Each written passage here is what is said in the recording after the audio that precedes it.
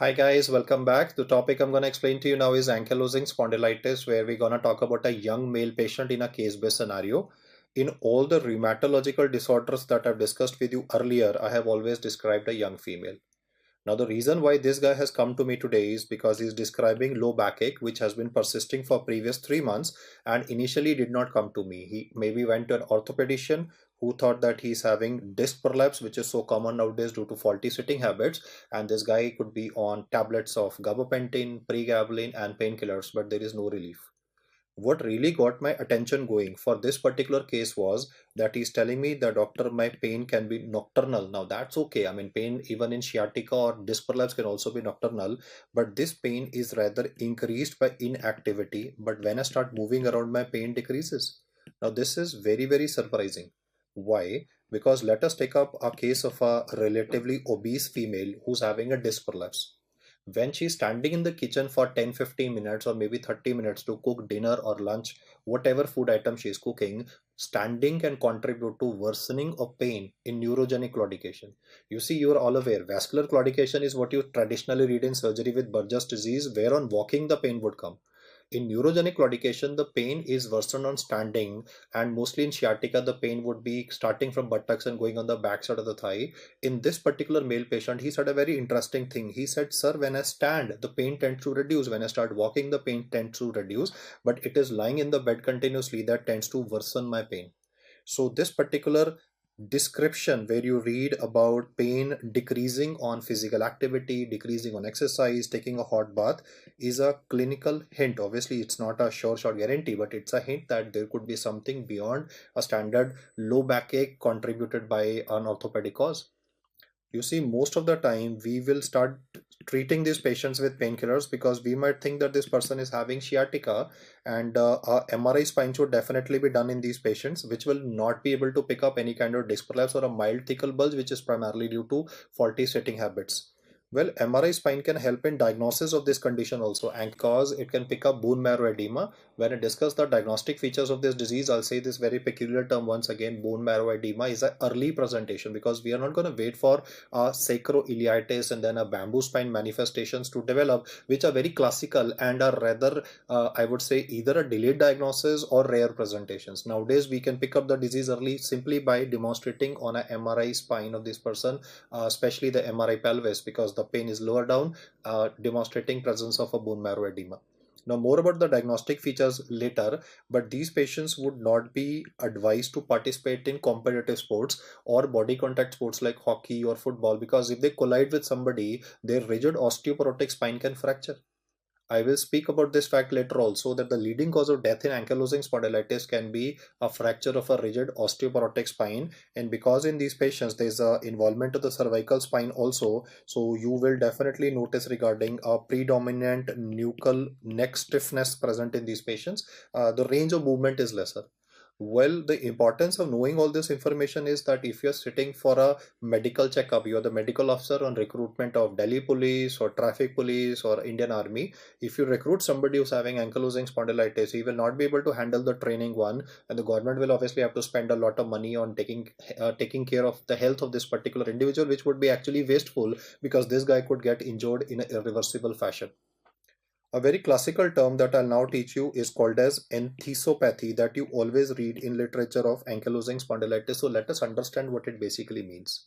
Enthesopathy means that there would be definitive pain, but where is this pain present? The pain will be characteristically present at the insertion of either a tendon or a joint into the bone. Like for example, I can talk about Achilles tendon. Now Achilles tendon would be inserted into the heel. So this particular patient will point specifically, and I'm going to teach you what are the points that you want to look for. But if this patient points towards heel pain, because heel pain again has so many causes. I mean, faulty footwear can also contribute to heel pain, no?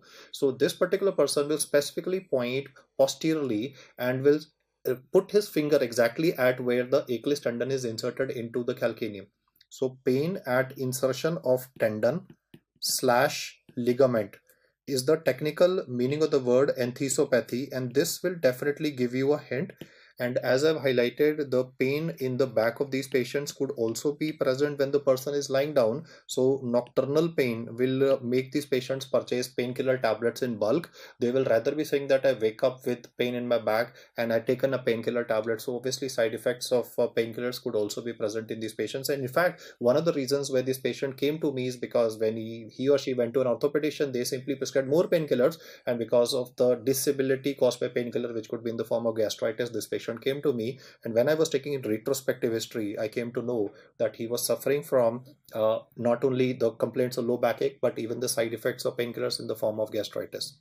Now I'm going to explain to you what am I going to do for physical examination of this patient. You can definitely see images here for a modified Schober's test or lateral spine flexion. So let us look at what are you going to check in this particular patient.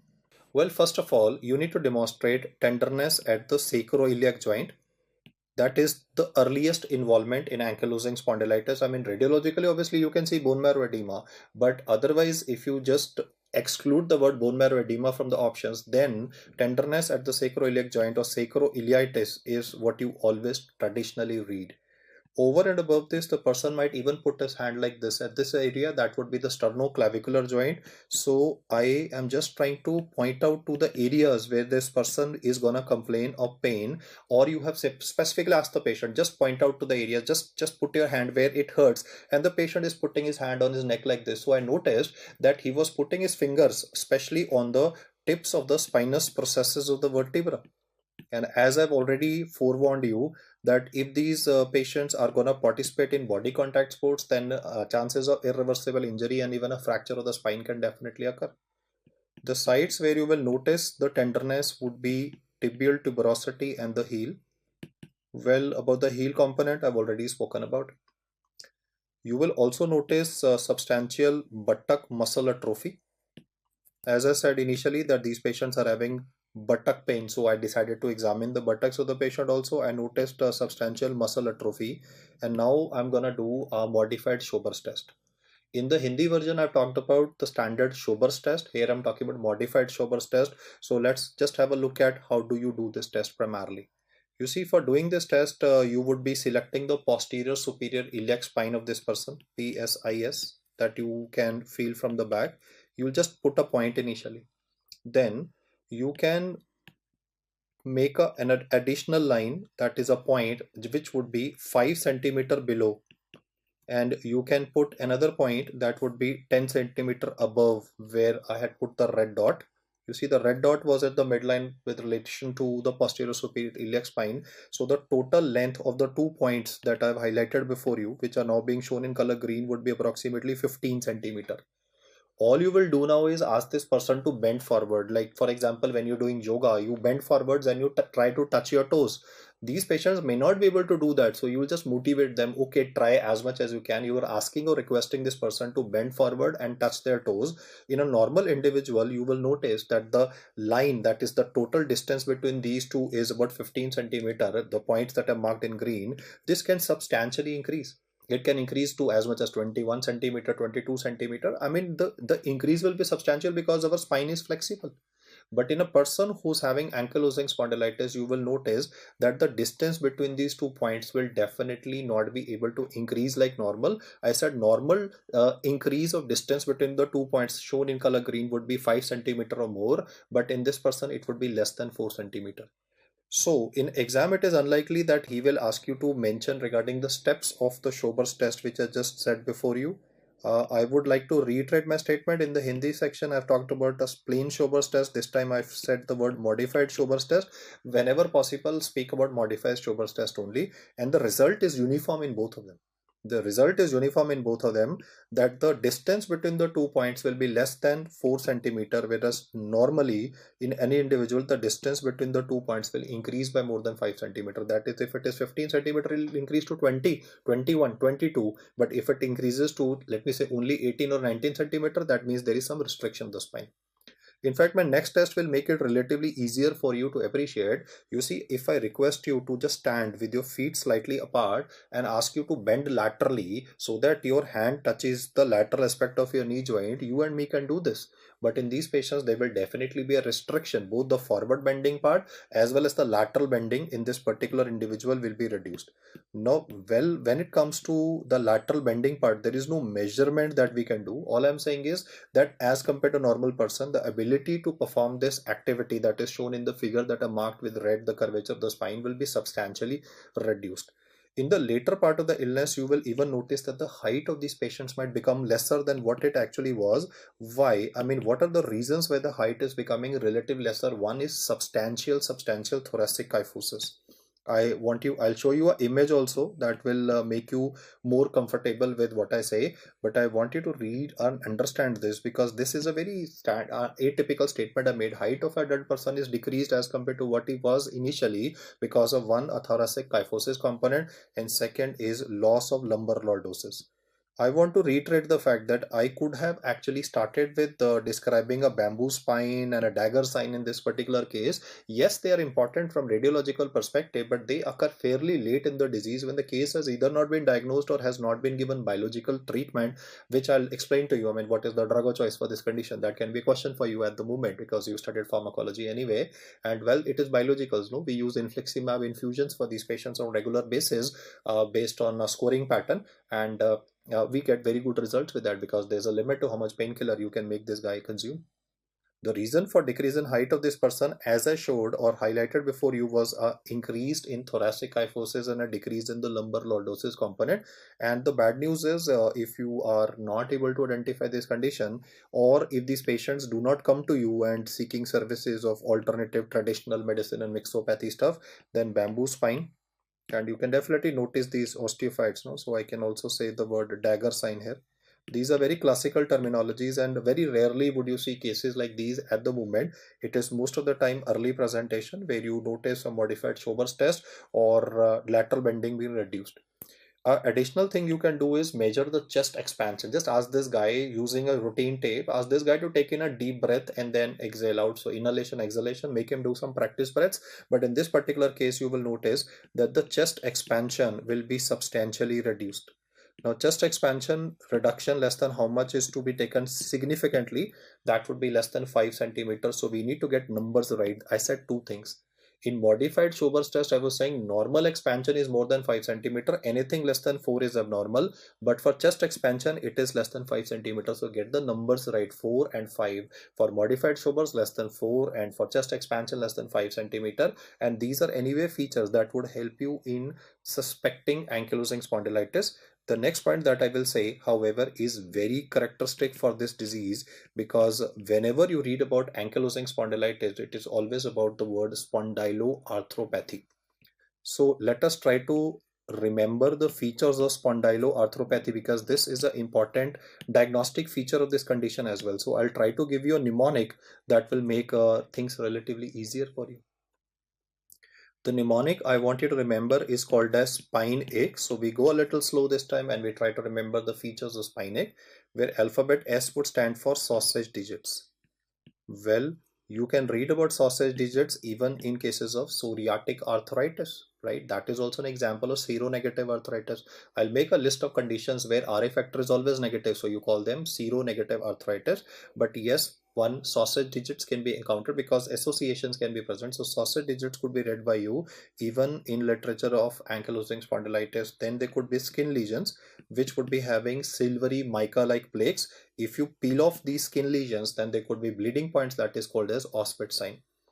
Alphabet I would be standing for inflammatory backache in this particular case, which the person will require subsequently biological molecules to cause a definite resolution. For alphabet N and E, I want you to remember two terminologies. N would stand for NSAID, then is subsequently responsive enthesopathy. I've already explained the meaning of the word enthesopathy to you, right? It was the pain at the insertion of the joints and the tendons, and that's a very characteristic word that should always make you think in terms of, the question is dealing with ankylosing spondylitis. We are now done with spine and we are left with ACHE. So let's look at the remaining components. Alphabet A would stand for arthritis component in this case. I want to highlight mainly this disease will involve the axial musculature.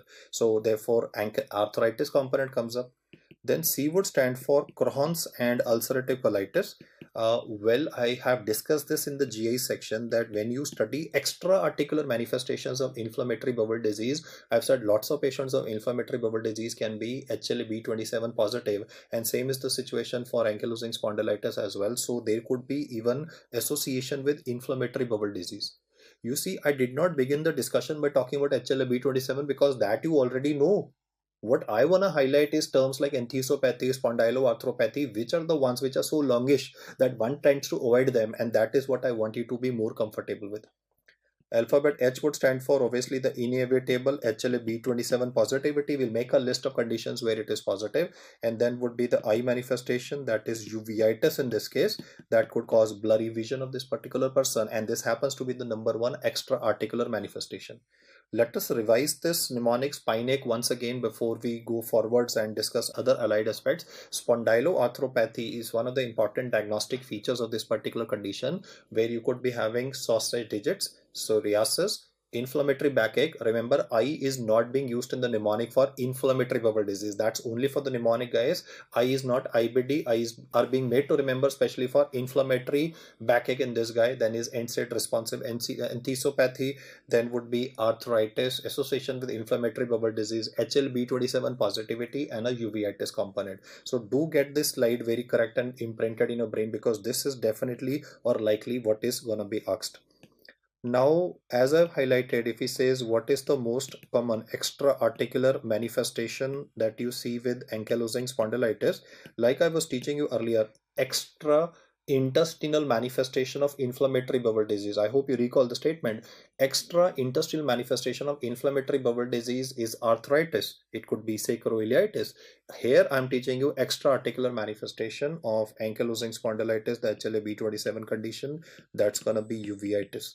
If you compare this with rheumatoid arthritis, which is one of the lectures earlier, the most common extra-articular manifestation there is rheumatoid nodules. Don't be tempted to answer uveitis for all rheumatological disorders. Yes, it can be associated with sarcoidosis, but not with rheumatoid arthritis where it is rheumatoid nodules. So, what is the eye manifestation seen with rheumatoid arthritis? That's a very important question, always asked in various exams. You can call it ophthalmology, guys. You can call it internal medicine, whatever. But you need to get these questions spot on, right? It is keratoconjunctivitis sicca. Then can be scleritis. It could be scleritis, episcleritis, or even a scleromalacia perforans. But I definitely want you to remember the manifestations that I've just highlighted. Now, if he says what is the most common cause of death in a case of ankylosing spondylitis, then one of the important reasons can be that they are having a osteoporotic rigid spine, and in case that breaks, well, that's gonna be catastrophic. Now this is relatively easy, or most guys are able to answer this. So you would have noticed that in lot of questions he might incorporate valvular lesion associated with ankylosing spondylitis. The valvular lesion that we see is aortic regurgitation. I have highlighted this even in the valvular heart disease section, that whenever they're asking about aortic regurgitation, one thing that should always be in your mind is ankylosing spondylitis. So vice versa, just remember this information. Aortic regurgitation can definitely contribute to congestive heart failure. It can contribute to overloading of the pulmonary circulation. The pulmonary edema component can kill this person. And then even coronary artery disease could be present in these patients in the subsequent age group. So I told you three reasons for death. The leading one is fracture of a rigid osteoporotic spine, then is valvular lesion contributing to heart failure, and then is coronary artery disease that can definitely occur. When it comes to rheumatoid arthritis, I told you the leading cause of death is going to be accelerated atherosclerosis. For all the rheumatological disorders, I've been time and again highlighting, you must note down the important causes of death in each one of them, and especially the perspective should be clear. Like lots of questions you might get where the osteoporotic spine component is not going to be given because it is straightforward, because he's talking about spondylitis, he's talking about a spine involvement, so that becomes pretty easy for you to crack. So he would definitely like to incorporate a valvular lesion. So do remember the point that I've highlighted twice at the moment. AR is one of the common valvular lesions that you see with this condition, whereas with rheumatoid arthritis it is mitral regurgitation. Same with rheumatic also, it is mitral regurgitation. In pediatric adults was mitral stenosis. I've discussed that in the cardiology section, guys. I know it might be overbearing for you, but it's all that data crunching which is important for the exam. So I know you might be perplexed at remembering the words that I'm saying, but as they say, luck favors the brave. So keep pumping information into your brain, because as I highlight, knowledge is power. So you need to pump so much of it into your brain, fit it into your neurons so that you can deliver an effective output. So now I will summarize the important findings once again of ankylosing spondylitis in a single line diagram, and I would like you to compare this with the ones that we've discussed with rheumatoid arthritis.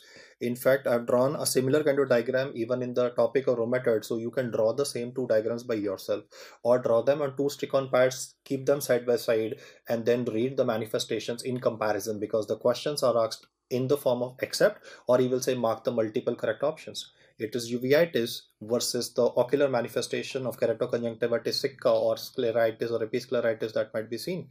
Then I'll focus on the cardiac issues here. Once again, it's gonna be valvular lesion, aortic regurgitation.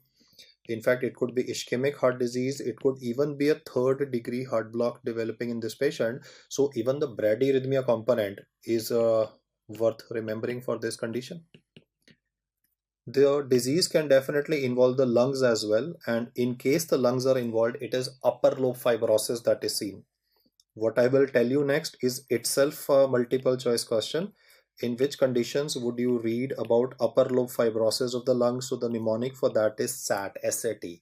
Alphabet S would stand for sarcoidosis, where you would be having non-caseating granulomas. Then is ankylosing spondylitis, the topic of interest. And in tuberculosis, mark my words, in TB you have cavity in the upper lobe, but once it heals, right, then there would be upper lobe fibrosis.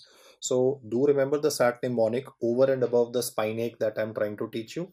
Not only the cervical spine is involved in these patients, but even thoracic or even lumbar spine can be involved, or lumbosacral spine can be involved. So you could read about features of chorda equina syndrome or conus medullaris that could be developing, and unfortunately with conus medullaris even bladder and bowel involvement can be seen. I've discussed chorda equina and conus medullaris with syringomelia topic in the neurology section of the app. A skin involvement that I can add up here is psoriatic lesions that may or may not be associated, but yeah, if spine ache is definitely getting satisfied, then we will have to think in terms of possibility of ankylosing spondylitis. You will also notice that in these patients, sometimes in the fingertips, clubbing would be present. Now, traditionally, we read about clubbing with cardiac causes, we read about clubbing with lung diseases, but even with the spondyloarthropathy, clubbing can be written along with sausage digits, as I explained to you earlier. Sausage digits is also read in the literature of psoriatic arthritis, where you get a classical pencil in a cup appearance on an X-ray. But you see the psoriatic arthritis component, I want to highlight. Psoriatic arthritis mainly has a peripheral arthritis, whereas when it comes to ankylosing spondylitis, it is mainly the axial spondyloarthropathy that would be occurring in the patient. So you need to remember this fundamental difference between the two. Though both of these are examples of seronegative arthritis, but one causes peripheral arthritis, other causes axial involvement, so that fundamental difference is exploited by the examiner. Let's have a look at the workup that I would be ordering for these patients. Ideally, I should be going in for a MRI of the lumbosacral spine that will pick up bone marrow edema, but because lots of time facilities may not be available, or patient may not be very comfortable to rather invest in an expensive investigation right away, so we initially write a X-ray of the lumbosacral spine. The initial X-ray that I showed to you has been asked in the exam multiple times, so I want you to be comfortable with the sacroiliitis component, which is visible. At least it's more on one particular side, so I've highlighted. It's definitely gonna be a bilateral involvement that would be seen in these patients of the sacroiliitis, but initially it's more visible radiological. I mean, that's why MRI comes in, no? Because the radiological picture may not be an exact one, or may not be accurately depicting the disease process. If you read this word written sacroiliitis, half your work is already done. I mean, even if you don't remember everything, you know that the diagnosis has to be kept in favor of ankylosing spondylitis. Alternative terms like bamboo spine and dagger spine are rarely seen nowadays, mainly because of the medical care that we can give to these patients in the early phase of the disease itself. HLA-B27 positivity is an important diagnostic criteria. In fact, I did not speak about HLA right in the starting of the disease because that is something you already know. So now I want you to remember that HLA-B27 positivity can even be seen with juvenile rheumatoid arthritis. Not only with plain rheumatoid arthritis, but even in juvenile rheumatoid arthritis, even with Reiter syndrome, right? Reiter syndrome has now been rewritten in books as reactive arthritis. Most of the time this reactive arthritis will occur after a STD like chlamydia, that is a genitourinary infection, or maybe after a GI illness. Then is inflammatory bowel disease. Both ulcerative colitis and Crohn's disease patients can be having HLA-B27 positivity. I have highlighted this in the GI section. Then is psoriatic arthritis. These are conditions over and above ankylosing spondylitis where HLA-B27 positivity has to be there. This is pure hardcore internal medicine information that I provided to you. Examiners love to ask it, so be very thorough with the causes of HLA-B27 positivity beyond ankylosing spondylitis. If I had my way, I would have straight away advised a MRI spine, lumbosacral spine for this patient that would have shown evidence of bone marrow edema. I use this term initially also just to sensitize you to this terminology, which is normally not read by us. I mean, normally we read about bone marrow fibrosis, we read about cellularity of the bone marrow changing, but reading bone marrow edema is a very unusual term. So that's why I have highlighted it. Then I will also get various acute phase reactants done because they have to be done in any case of arthritis. So erythrocyte sedimentation rate, C-reactive protein, serum alkaline phosphatase, immunoglobulin A levels, complement levels will be done, and well, they will not show any gross changes. And along with that, I'll also get RA factor done.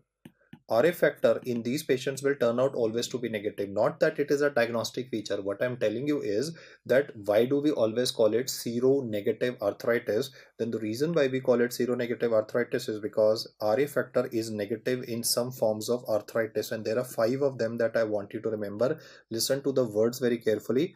I am teaching you the subtypes of seronegative arthritis that you read in the textbook. The first one is obviously ankylosing spondylitis, the current topic of interest. Then is reactive arthritis. I'll mention the organisms for reactive arthritis once I am done with these 5 diseases. The former name for reactive arthritis is Reiter syndrome. Then would be psoriatic arthritis, mainly having a peripheral joint involvement. Then is inflammatory bowel disease associated arthritis.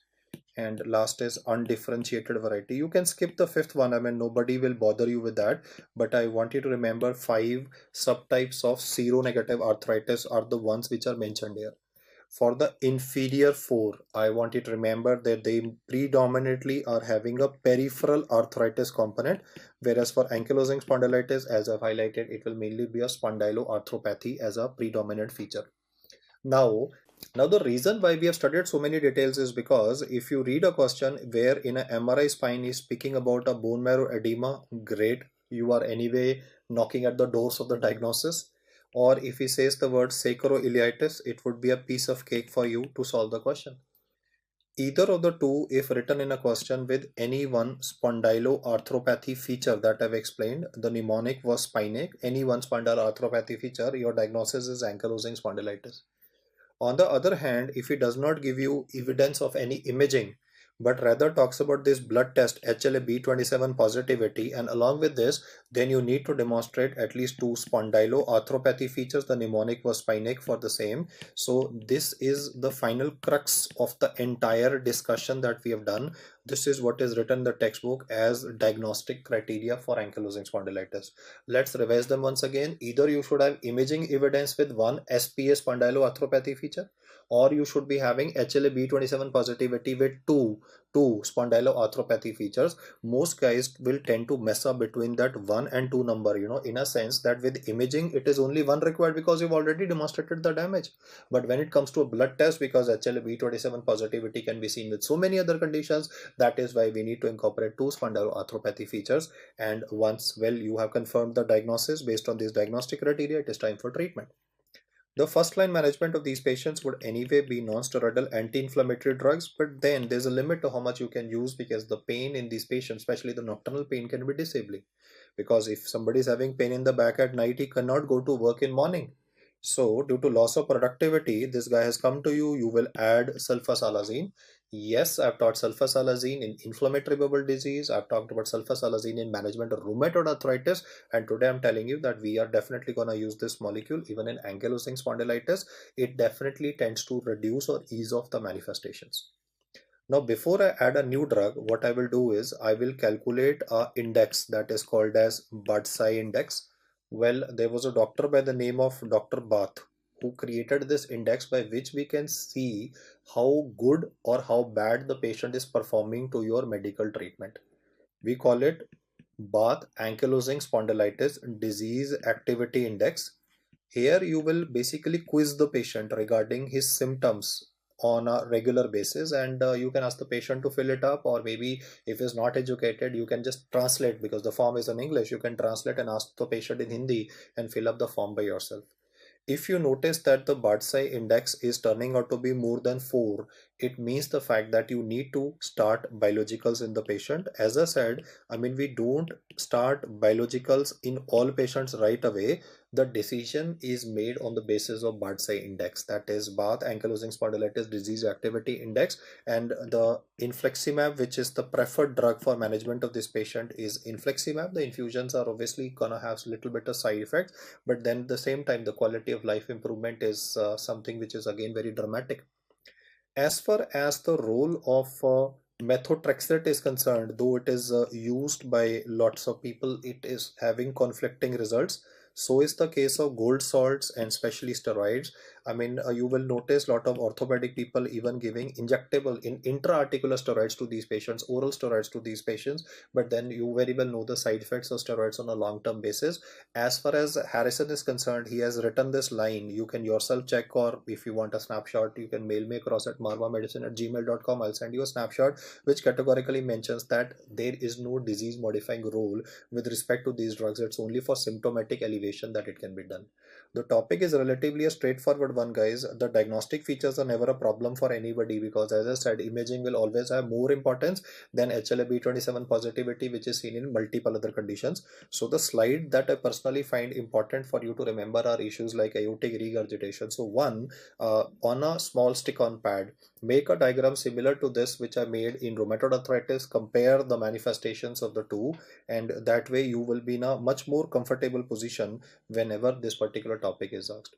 Otherwise, majority of people never miss up on a MCQ like this because features are so characteristic. Now, the moment you read sacroiliitis, bamboo spine, bone marrow edema, you know that the diagnosis is ankylosing spondylitis. So a highly scoring topic from my perspective. These are the details that I want you to remember here. Thank you so much for your patience and hearing me out.